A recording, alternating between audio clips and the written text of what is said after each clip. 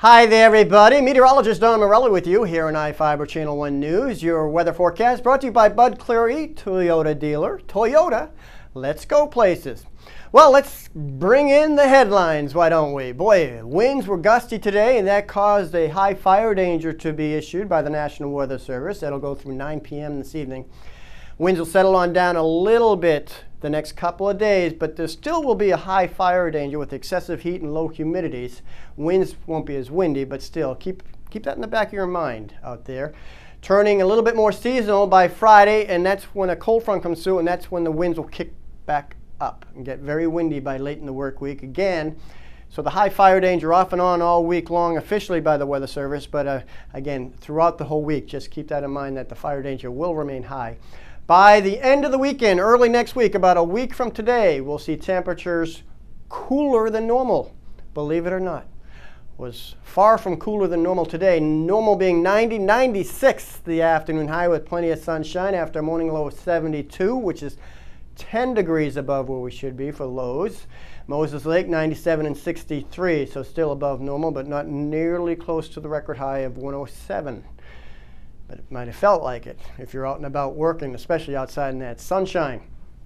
Speaking of sunshine, it's a delightful evening. Still hot though, 94 degrees with dew points in the high 30s, low 40s. Again, that's the reason for one of the reasons for the high fire danger with the low humidities. The winds are settling down just a little bit. They were gusting 20, 25 miles an hour. So again, that was the reason for the red flag warning out there.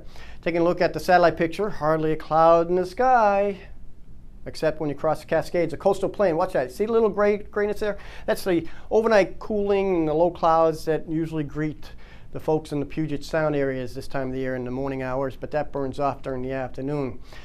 Putting it into motion through our Tuesday, some clouds increasing from south to north. By Wednesday, we actually might see a few puffy afternoon clouds to help dim the sun at times, but it all scoots on off towards the east. And then by Thursday and Friday, we'll start watching this cool front in the Gulf of Alaska trying to head southward by Friday and really won't move through until Saturday morning to cool us off. In the meantime, the state forecast, west of the Cascades, cooler 70s and 80s, coastal areas near 70, lower 90s in the inland northwest. And here in the Columbia Basin, mid to high 90s. Look at Wilson Creek, 99 degrees. I'll get out of the way and you can see some area temperatures. Again, a very hot Tuesday coming on our way. In fact, Wednesday and Thursday, still similar temperatures. Not until Friday when the front comes through. Maybe some clouds coming in on Saturday, not much moisture with it. Then we get into the mid-80s, if not lower 80s, to start the work week next week. Won't that feel good?